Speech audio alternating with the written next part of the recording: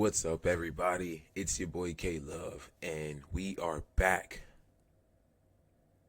We are back with another episode of the 410 Pod. I've been gone for a while, y'all, but I'm back now.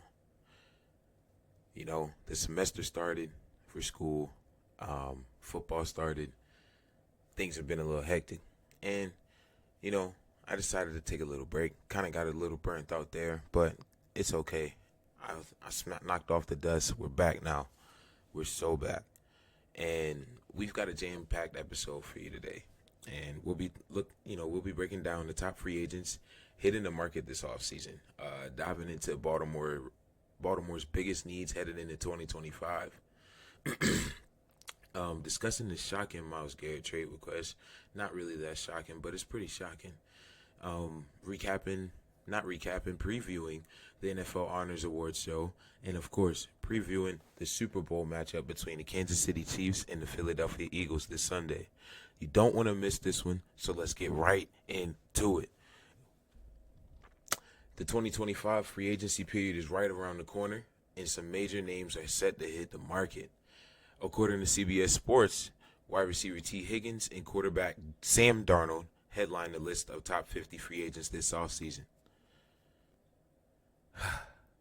It's going to be a real rowdy offseason, y'all.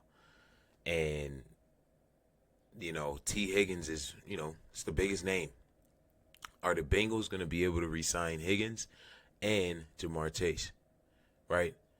Can they extend Jamar Chase and extend T. Higgins and extend Trey Hendrickson while also trying to fill other holes on that defense, right? We're going to start off with T. Higgins, and Higgins has been a key part of Joe Burrow's success in Cincinnati. But, with the cap issues, he just might be on the move. And it's one of those situations where, this is a hell of a player. You don't want to lose, but money is tight, right? Money is funny. And unfortunately, T, you had a good run in Cincinnati. You really did. But teams like the Carolina Panthers with Bryce Young, who needs a number one receiver.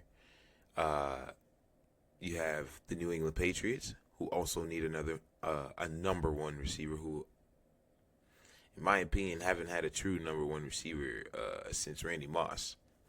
It's another conversation for another day.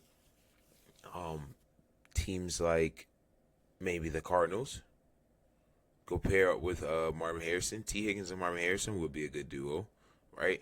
Taking the pressure off of Marvin Harrison. He faced a lot of double coverages this year, cloud coverages. Take a little bit of the pressure off of him, come into his second year. A lot of people, are really ready to write Marvin Harrison off already, although he's the best receiver on the Cardinals right now. So he's getting the most attention. And granted, his numbers are kind of low as a rookie. I mean, yes, you expect him to play really well. 1 second.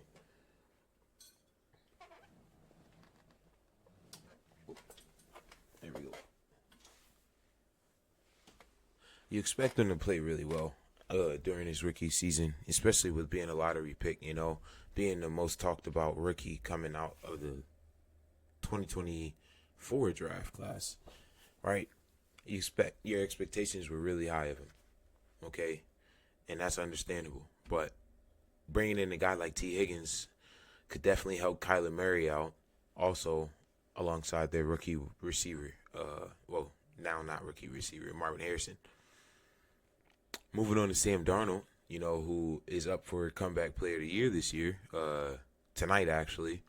After bouncing between teams, Sam Darnold showed flashes of solid play all year long. Almost elite play, right? He's making some crazy passes out there. He put up really good numbers this year, took the Vikings to the playoffs.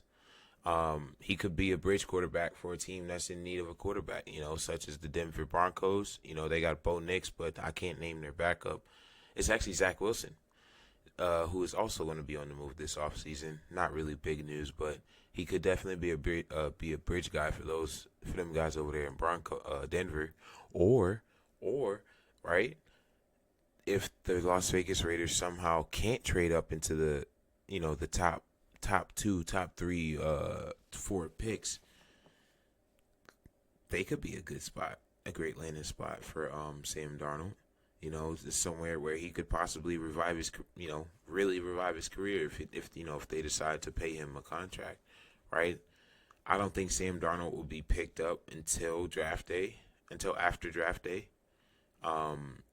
unfortunately. But that's still enough. He'll still have more than enough time to read the playbook and things like that. But I think those are my two favorite landing spots for him. I mean, if there's a dark horse spot, I would probably say.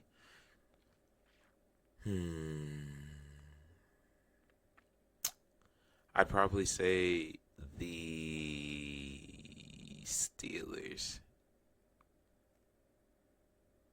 I don't know how y'all feel about that one. Steelers, Sam Darnold. Right? The Steelers could very well say, let bygones be bygones with Justin Fields and Russell Wilson. They could very well say that. Go get Sam Darnold. Don't want that to happen. Sam's a pretty good player. Moving on to the next big name, Najee Harris. The running back market's in the flux still. It's who do you pay? What I'm saying? Who's worth paying? Especially at their ages and after all the wear and tear after their first contract and a half, right? Najee could always find a new home with a team that wants a power back, and maybe the Dallas Cowboys. If they plan to draft elsewhere and not, draft Ashton Genty on draft night. I think Dallas would be a perfect fit for Najee. They need a running back. They need a consistent back. They need a running game, I should say. To complement their pass game with CD out there. Obviously, Dallas needs something on defense. Dallas needs a whole lot, but I think Najee would be a perfect fit in Dallas's system. He can just run. If Dak isn't going and Najee's going, they can just tote it, right? And Najee doesn't have to be the only focal point, right? He doesn't have to play against super stupid, loaded boxes, because defenses are going to have to respect CeeDee Lamb and Dak Prescott's ability to pass the ball, right? Moving on to Khalil Mack, edge rusher out of the Chargers. He's obviously getting up there in his age, but Khalil Mack is still a game wrecker. And at this point in his career, he could be looking for a team that's contending, right? I think Khalil Mack could very well end up on hopefully a Baltimore. I would love to have Khalil Mack in Baltimore as a veteran presence, but we kind of don't really need him. We would love to have him, but we have Calvin Noy, who's still, he's good enough to produce, right? He put up 10.5 sacks this year, All-Pro selection, I'm pretty sure, Pro Bowl selection, right? But I think very well the Buffalo Bills or the Kansas City Chiefs will probably make a call, and he'll probably answer to one of those teams. I could see him, Howie over there in Philly somehow picking up Khalil Mack in the offseason, right? With, it's very unpredictable with Howie Long over there in Philly, because they sign everyone, and I don't get it. I really don't get it. I don't understand how they have all of that cap money, right?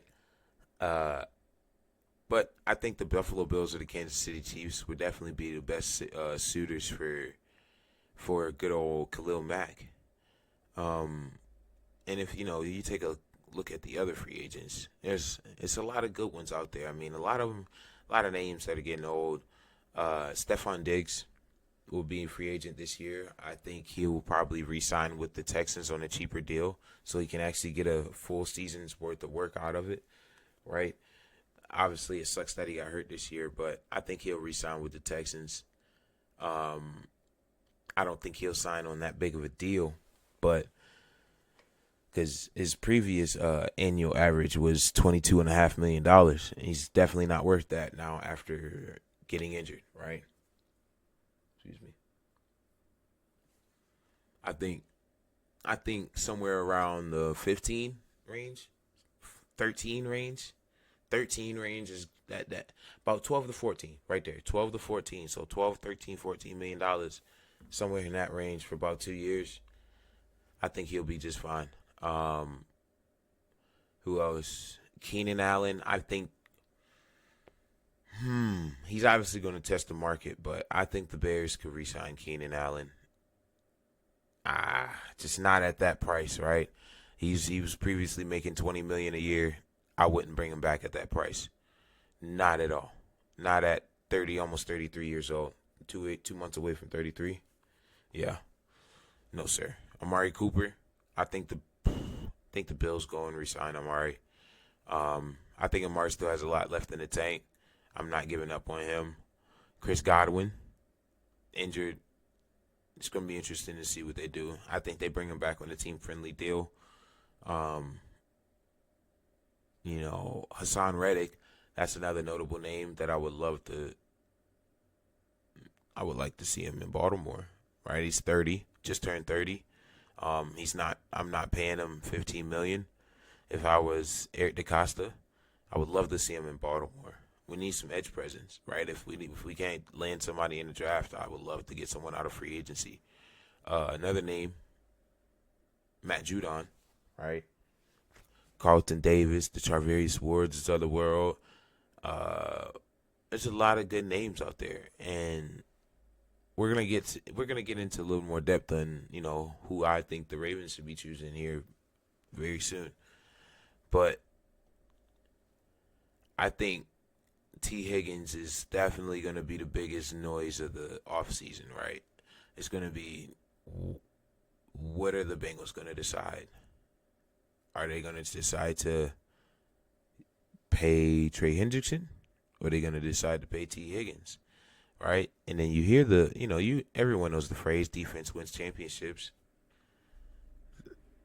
I think you gotta pay the man that had 17.5 sacks this year and is up for defensive play of the year. I think that's who you gotta go pay. I'm sorry, T. Higgins, but that's the business, right? And with these names on the market, this offseason is gonna be wild. It's gonna be really wild. And I'm ready for it though. Because a lot of teams don't have money, a lot of teams do have money, a lot of teams got a little bit of money. Right? Now let's shift gears to one team with some major roster decisions to make, and that's my Baltimore Ravens. Oh, man. We are in shambles, guys. We have a lot of guys that are up for free agency this year. Just to name a few,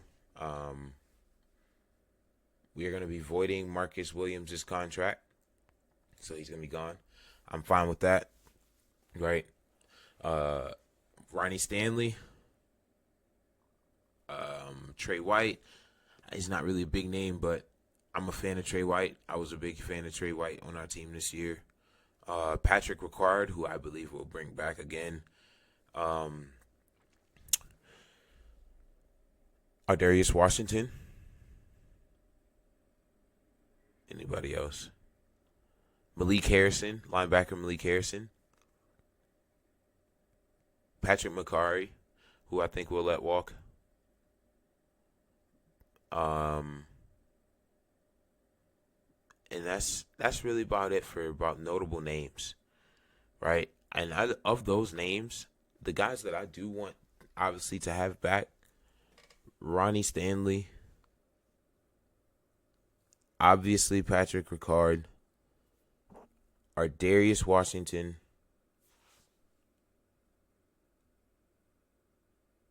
Trey White. I forgot about Nelson Aguilar, but we can let Nelson Aguilar walk, man. He's 32 years old. I appreciate your services, big bruh, but you can go. Oh, Tylan Wallace. Sorry. Forgot to mention Tylan Wallace. Skip right over his name. I think we bring him back on obviously a team-friendly deal. I don't think he's going to be obviously anywhere near the receiver market. So I think he'll come back on a team friendly deal. Um, Now talking about our 2024 campaign, it feels like a big letdown. We fell short of the ultimate goal, and heading into 2025, my Baltimore Ravens has some major areas to address, and according to the Ravens website, uh, their biggest needs are the offensive line. I agree. Safety, as in free safety, as in a deep ball guy, deep safety. I mean, and cornerback. I think we need one more outside guy so we can allow Marlon Humphreys play on the inside, primarily, not primarily, but switch, alternate. I love Marlo in the inside. That's why he got all pro this year. You know, going with back to the offensive line. With Ronnie Stanley and left guard Patrick McCarry, both being free agents this year. Baltimore must solidify the left side of the offensive line to keep Lamar Jackson protected, and I think we must. I think it's a must that we bring back Ronnie Stanley this year. Ronnie Stanley played 98% of the snaps, and if you look at his PFF grade, I'm gonna pull that up here for us.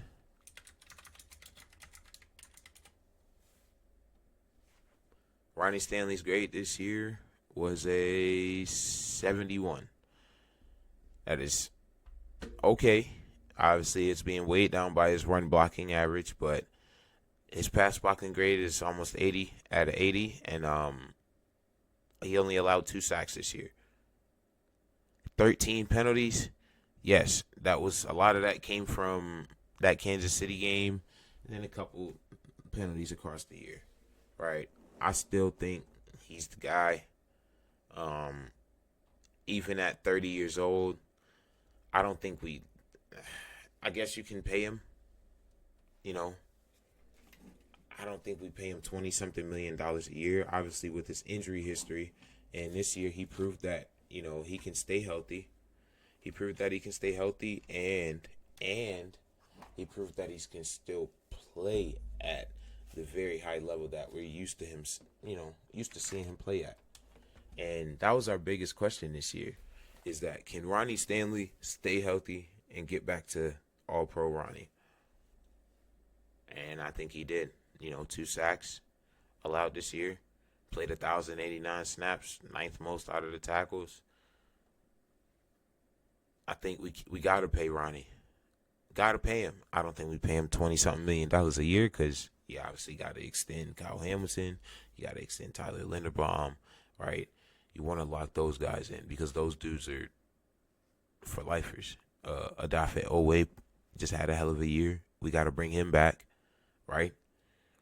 But back to Ronnie Stanley, that's a must. Patrick McCarry, I love you, dude. I personally love Patrick McCarry because he played all 5 positions, right? You don't find that everywhere. I personally played all 5 positions in college, and that is not an easy task. It's so many different. It's just mindsets you have to go through going across. People may think it's not that hard, not that deep, but it definitely is. Ask Tristan Wirfs, ask Patrick McCarry, right? Totally different play styles at each position. Moving on to the safeties, obviously Kyle Hamilton is a star, but he plays the star position, so almost like a strong safety hybrid linebacker type of dude. But the Ravens still want to utilize his versatility, and they need to keep a true deep safety to complement him. I think Ardarius Washington is a great depth option. I don't think Ardarius Washington is the guy going forward. I think we need to either A, hit the draft, or B, find somebody in free agency like a Jordan Poyer, bring him in for $8 million a year, $9 million a year. Right? I've heard that we were having conversations about Tyrann Mathieu. I'm not opposed to Tyrann Mathieu. Obviously, he's on the latter half of his career, but if you can play ball, you can play ball. Age is a number. skill is, they're in the business of production, right? And if he's producing, he's producing. Who gives a rat's ass about his age? He could be 32, but if he's still playing like he's 22, what's the issue? Exactly. And we get to not overpay on him. Come on. I need my Ravens fans to wake up. It's okay to sign older players. Some of them are just still better than the younger ones. And that's that, right? And you get a cheaper and quality option for a year or two. So that's fine. But I do believe that we need a center fielder type guy to cover sideline to sideline, divider to divider, right? I think Ardarius got caught sleeping a lot this season. And that's no flock to him, right? I think he's a hell of a player. He came downhill and was landing boom on people, filling in run lanes. But I still think we need somebody. We don't need, I would love to have somebody with some length back there. No, pause. I would love to have somebody with length back there, pause again, that's able to stretch the field sideline to sideline and go hawk some passes down. Like a Ed Reed, ability-wise type of dude. I'd take somebody that's taller than him, or I'd take somebody the same size as Ed Reed. Even if Ardarius, takes that leap this year and becomes that deep middle of the field safety type of guy for us, I'm here for it, right? I'm always here for players getting better at something, right? This is essentially me calling you out, Ardarius Washington. I need you to work on playing in the within your dividers and not having your eyes in that backfield too damn long, because you the last resort back there, big bruh. That's all. Moving on to corners, Nate Wiggins has shown us promise, but depth at corner is always crucial. And look for us to make a target at a veteran, or probably draft a young stud. I think, based on who's remaining, let's take a look at who's left. Who's going to be in free agency, excuse me. You got Carlton Davis out there. He's probably going to be on a higher end. I wouldn't want to go after someone like him. I think we could go after a guy like Jeff Okudah, maybe. He's previously made $8.3 million. His market value's at 2 years, $10 million right now. So with an average annual salary of $5 million, I think we could go after somebody like that.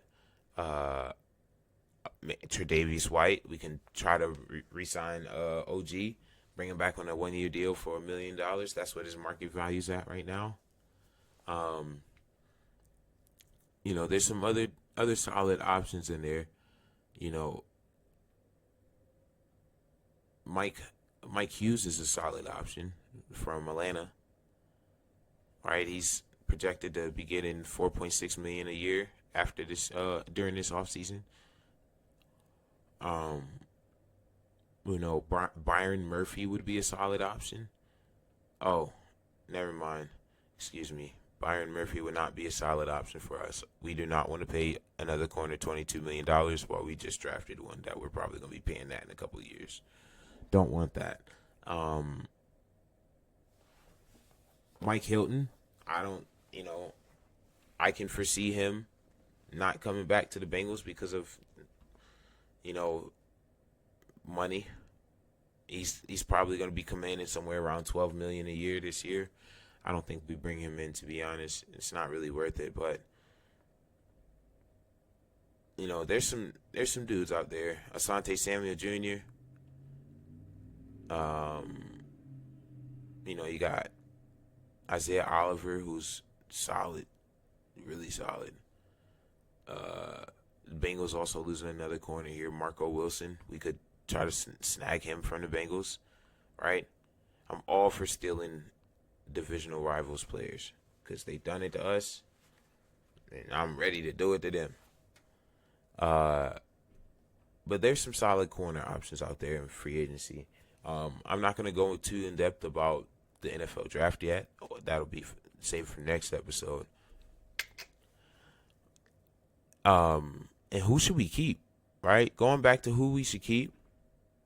Obviously, obviously Ronnie Stanley.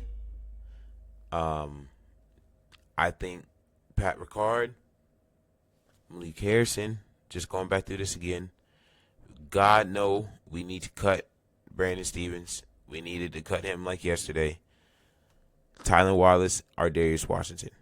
Those 5 right there. And then Chris Board will obviously probably be brought back on a cheap deal. He's a great special teams guy.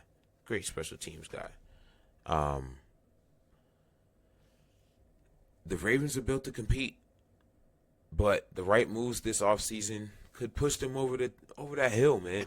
Excuse me. It could push us over that hill. And I'm ready. Like, we have to get over this hump. We can't keep wasting Lamar Jackson's years here in Baltimore.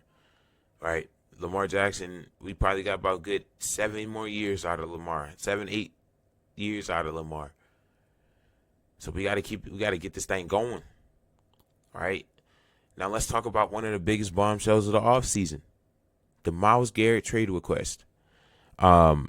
Nobody was really expecting this, but I think it is kind of expected at this point in his career. Myles Garrett is,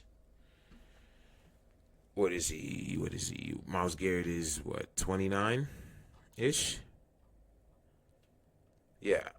Myles Garrett is, 29. He's 29 with 30 this year.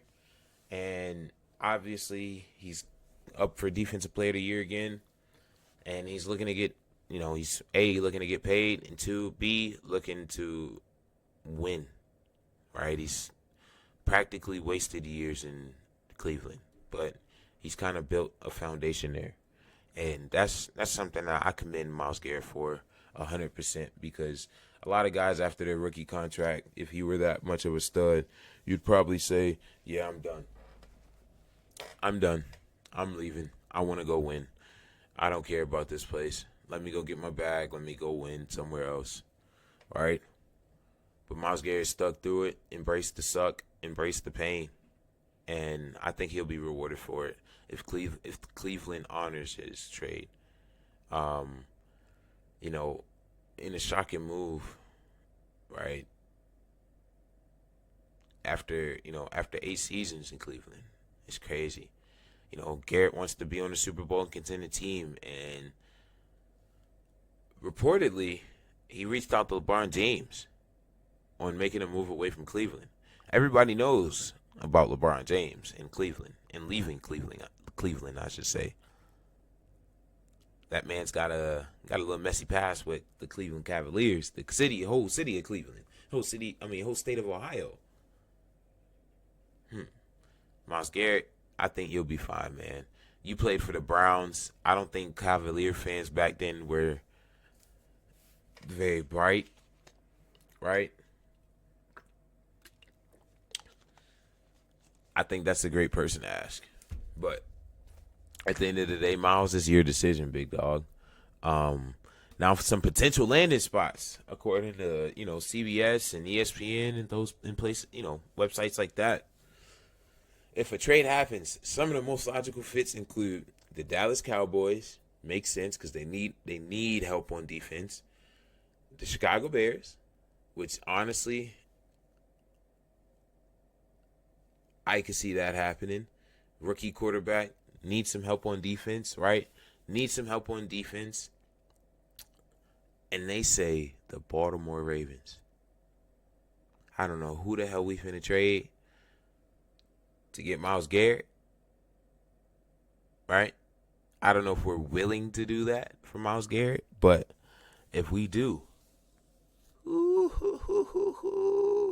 I've seen people online, Ravens fans particularly, I've seen them say, trade away Mark Andrews, Kyle Van Noy, and Justin Tucker in a first-round pick for Myles Garrett. Now, in what world does that make sense? What world does that make sense? Just blow up the team, basically, is what you're saying. Blow the team up, right? I get JT's going through his thing right now, but that don't mean trade him. That don't mean it's everything that is being said about him is true. They could just be riding the wave. Everybody could be just getting a little piece of money off that.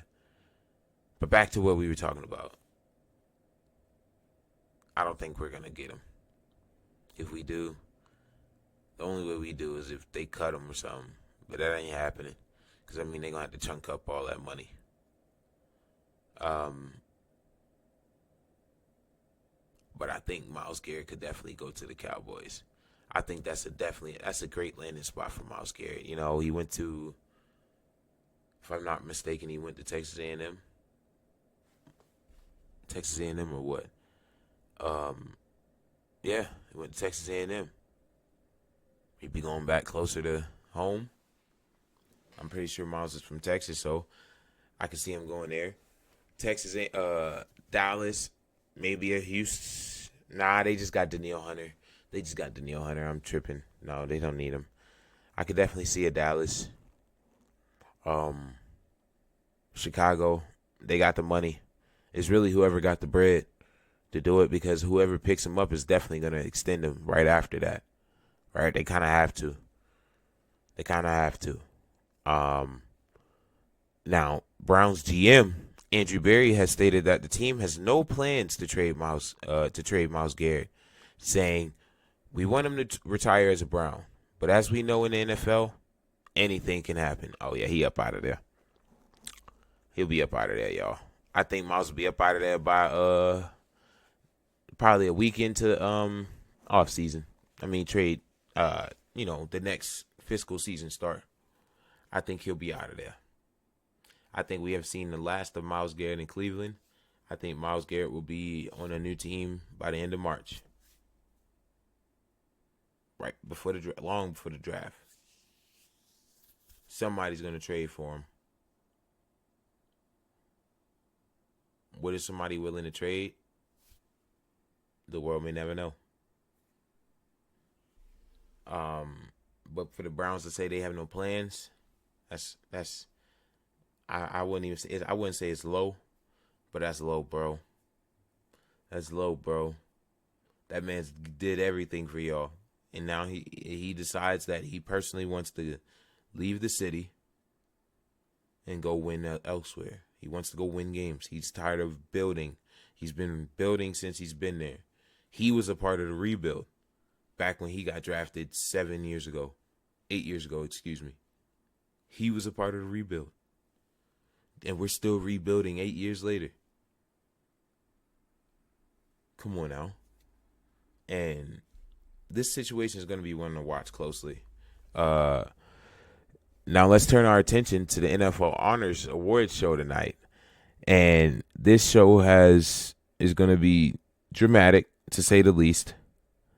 Obviously, with the MVP award, between Lamar Jackson and Josh Allen, we obviously know that those two are the finalists.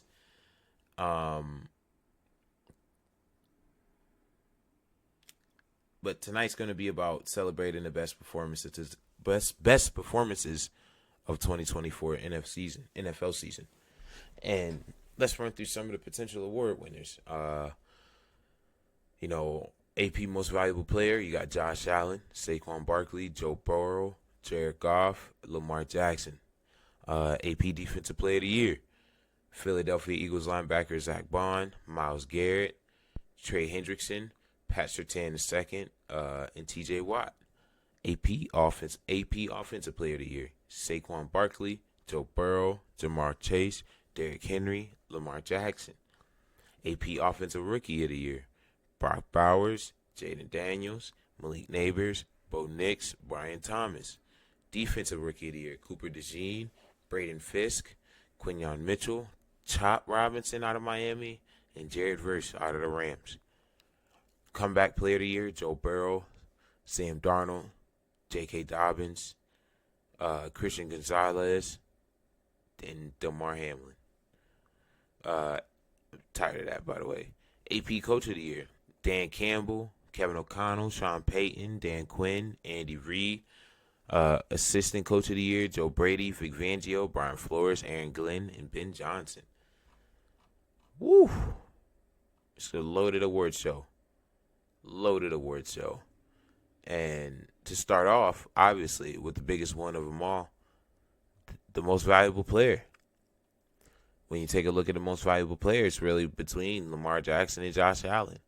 Obviously, Saquon and Joe Burrow could make a case, but it's between Lamar and Josh. And obviously, you guys know who I'm going with. LJ. LJ. He continues to prove these mugs wrong, man. He continues to prove motherfuckers wrong. Year in, year out. Just playing better than he did the year before. First team All-Pro. I don't know the last time a first team All-Pro quarterback selection wasn't the MVP.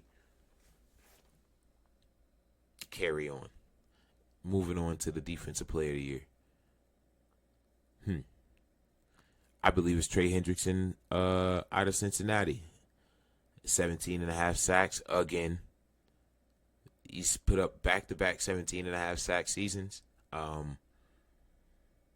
It's hard to give it up to anyone else. He's probably the only focal point on that defense. And without him, I don't think their defense really had a chance of doing anything this year. I think Trey Hendrickson should win Defensive Player of the Year. Moving on to Offensive Player of the Year, it's going to be between Saquon, Joe Burrow, Jamar Chase, Triple Crown winner, by the way, Derrick Henry, who almost eclipsed 2,000 yards again, and Lamar Jackson, which is kind of crazy. This is obviously a no-brainer because it's Saquon. Because you can't really give Saquon the MVP because it's a QB's award.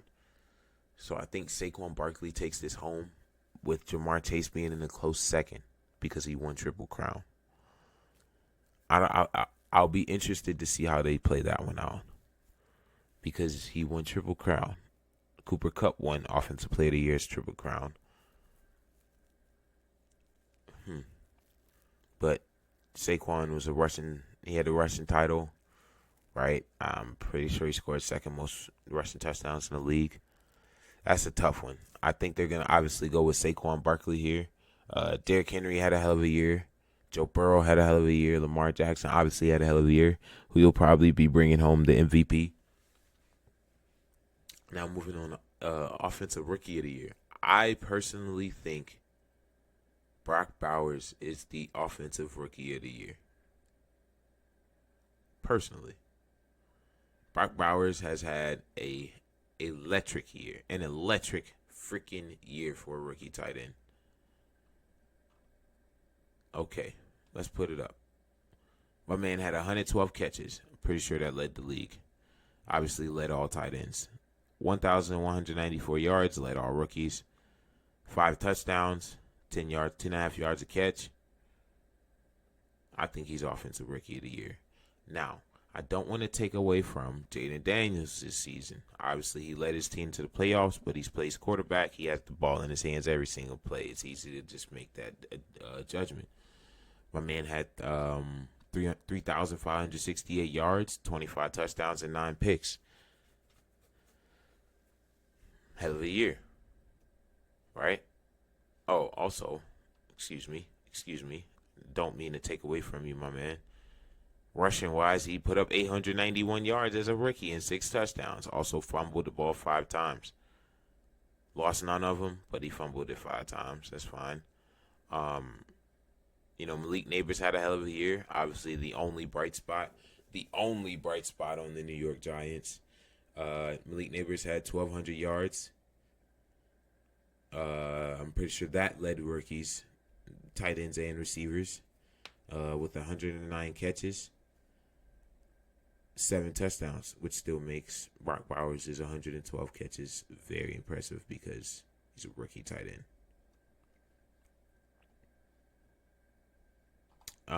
Bo Nix had a solid year. Had a really good year, actually. 29 touchdowns, but 12 interceptions. Obviously, he's probably not going to win it with that. He had 3,700 passing yards, though, almost 38. So it's a solid year. It's a solid year, Bo. And Brian Thomas Jr., who really caught fire there on that second half. that second half of the season for BT was yeah, electric, especially because he put on for my fantasy team. Multiple 100-yard games, you know, ended the season with almost 5 in a row.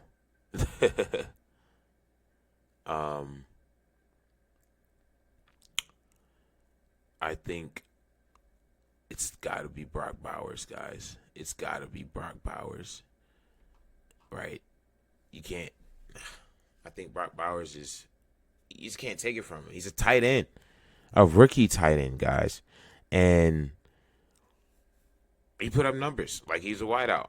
He's short, a few yards short of beat Brian Thomas and Malik Neighbors. Obviously, Jaden Daniels, and Jaden Daniels had a hell of a year, but he's a quarterback. And if you vote for him, I feel like that's kind of biased because he obviously has the ball in his hands all the time. Bowers doesn't, but he got a lot of touches this year, so I'm rocking with Brock. Defensive Rookie of the Year, I'm going to make this easy for everyone and say Jared Verse out of the Rams. And I'm going to make this easy for everyone and tell you why.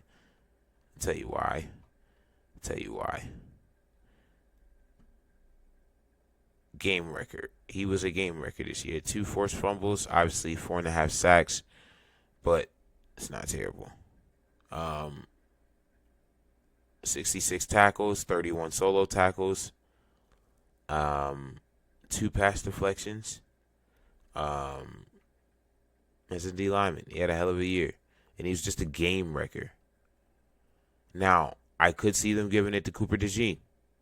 I loved Cooper DeJean this year. One of the highest graded corners out of the league this year, even as a rookie.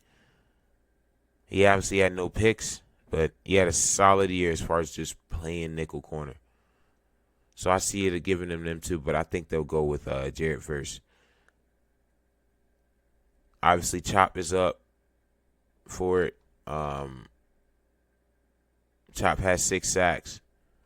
Still not more than Jared Verse. And then Braden Fisk is also up, who is also pretty solid. Comeback Player of the Year, I think it should be J.K. Dobbins, man. Or Sam Darnold. Sam Darnold for leading the Vikings to the playoffs easily. Coach of the Year.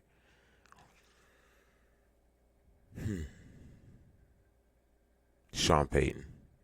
He took a rookie quarterback to the playoffs. Dan Quinn. Out of those two. Out of Dan Quinn or Sean Payton. Big question marks around Dan Quinn. Couldn't he do it with a rookie quarterback? Last time we really seen him was with Matt Ryan. Sean Payton. Can you do it with a rookie quarterback? And he did. And then I think my dark horse would be Kevin O'Connell. Sam Darnold. A lot of people didn't really expect you to do much. But, hey, he did it. Took them boys to the playoffs. Almost won the division. Almost won the conference, too, with Sam Darnold.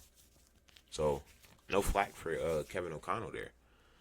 Assistant Coach of the Year. It's a tough one. I'm surprised Steve Spagnuolo is not up here. Definitely Joe Brady. I'd give it to Joe Brady. Joe Brady turned that offense around. Even losing Stephon Diggs and Gabe Davis, I think he still turned, he kept that offense afloat and made them look even more explosive without both of those guys. And, that's a wrap with the NFL Honors Talk. NFL Honors will be hosted by Snoop Dogg. Will also feature the announcement of the prestigious Walter Payton NFL Man of the Year Award, presented by Nationwide, and the Pro Football Hall of Fame class of 2025, which we'll also be getting into soon. And moving on to the final segment of the day, it's that Super Bowl preview between the Kansas City Chiefs and the Philadelphia Eagles. It's a rematch of the Super Bowl from 2 years ago, only 2 years ago. The Kansas City Chiefs and the Philadelphia Eagles are set to battle it out for the Lombardi Trophy. According to ESPN, here's some key factors to watch. The quarterback duel, obviously. the offensive weapons and the defensive matchups. And obviously, starting off with the QB duels, you got Jalen Hurts versus Pat Mahomes again. And in the last game they played against, in the Super Bowl, they went band for band, in my opinion. Jalen Hurts put up 375 total yards and what I believe it was 3 touchdowns total, 4 touchdowns maybe. And Pat Mahomes also put up, I'm pretty sure, 300 passing yards and a couple touchdowns. Can Mahomes add another ring to his legacy? Or will Jalen Hurts get his revenge? I personally think the Kansas City Chiefs will win this game.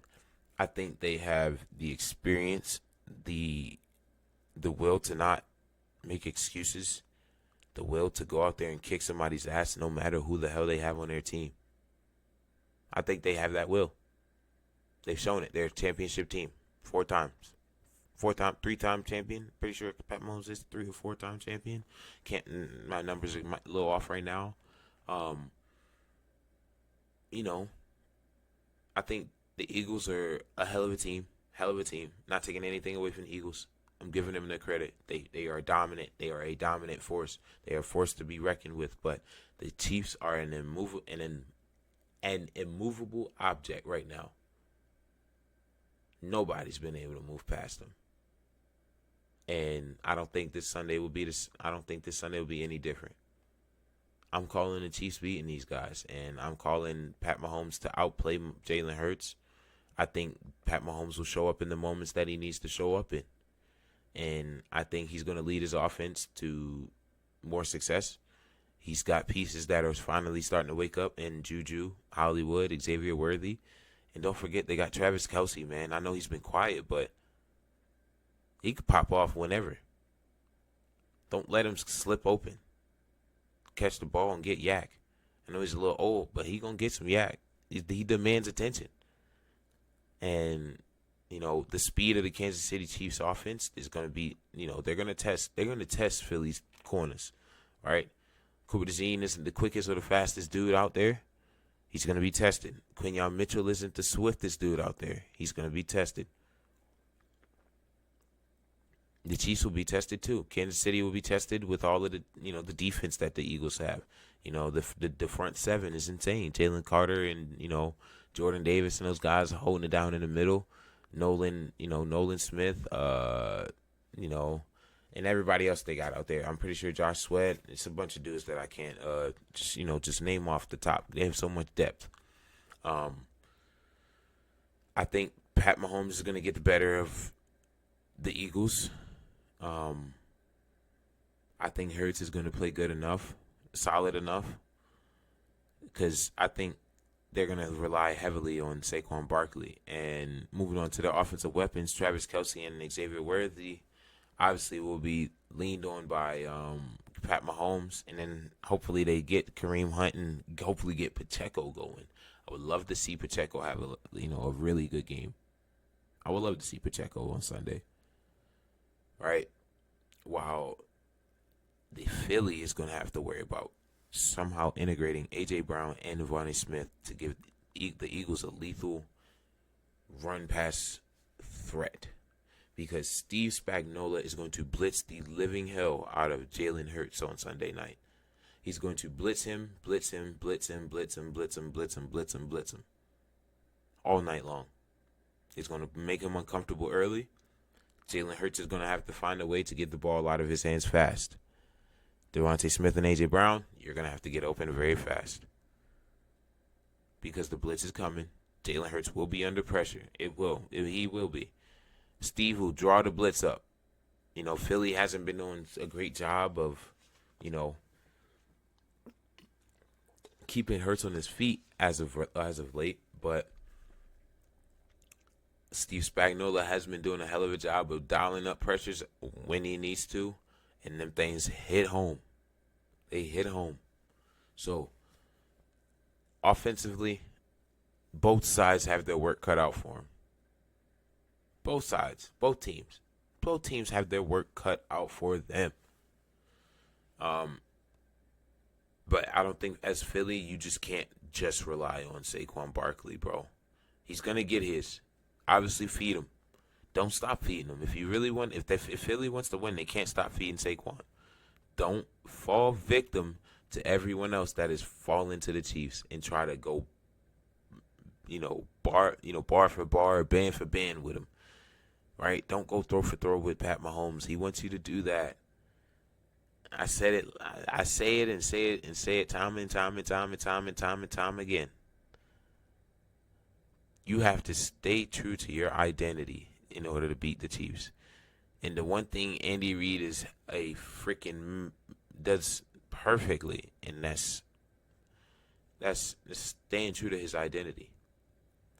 And every other team just can't figure out how to stay true to their identity when going against Kansas City. And, moving on to the defensive matchups, the Eagles pass rush will look to disrupt Mahomes, right? But the Chiefs defense has also been lights out in the playoffs. Like I said, Steve Spagnuolo and the Kansas City Chiefs defense have been clicking. Can Chris Jones and company slow Philly's rush attack? That's gonna be the biggest sight. Can they slow their rush attack? Right? I think that's the biggest matchup of the game. Kansas City Chiefs defense versus Philly's run offense. Can they slow it down?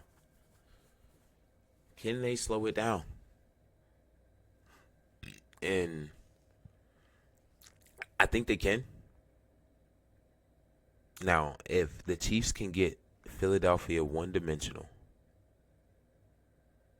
if they can get Philadelphia one-dimensional and force them to throw the ball, force Jalen Hurts to go out there and win that game with his arm and not Saquon. If they can get them into that situation, oh my goodness, Kansas City's going to have a field day. Steve Spagnuolo will have a field day. We already know what the Philadelphia defense brings. We know what their defense brings. They bring it every single week. They're loaded. Depth. First team and second team could go out there and play.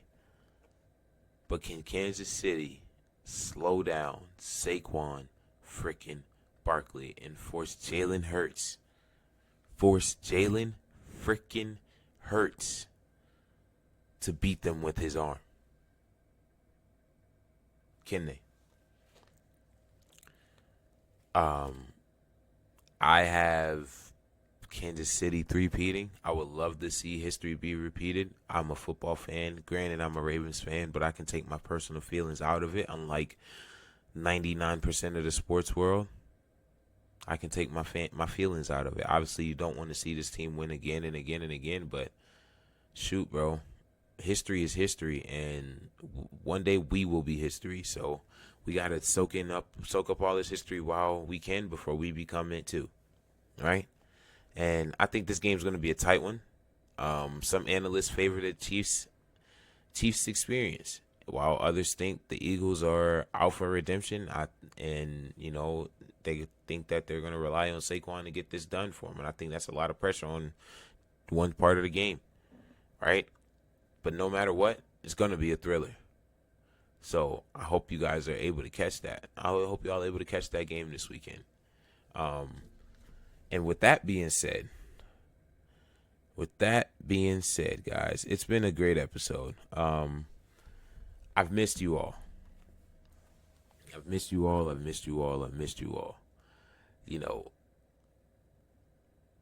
I've been gone for a while, but I'm back now.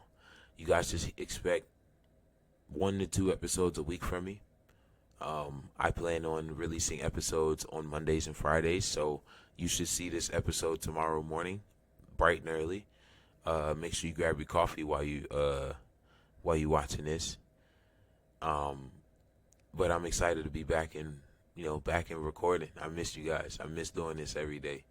I just realized that, last month I put up almost 16 episodes in a month.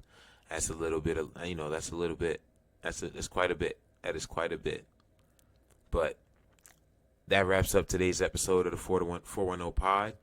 We've covered the biggest free agents in 2025, broke down the Ravens offseason needs, reacted to Myles Garrett's trade request, and previewed the NFL honors award show that's going to be going on tonight, and previewed the Super Bowl matchup Super Bowl rematch between the Chiefs and the Eagles.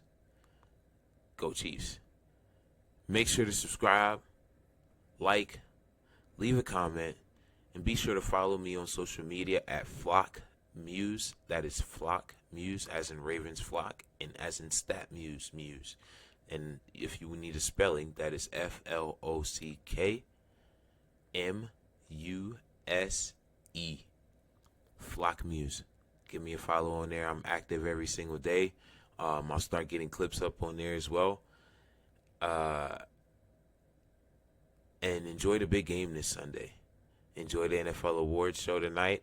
Hopefully Lamar Jackson brings home gold. And I'll catch you next time on the 410 Pod, guys. It's been real, and I'm out.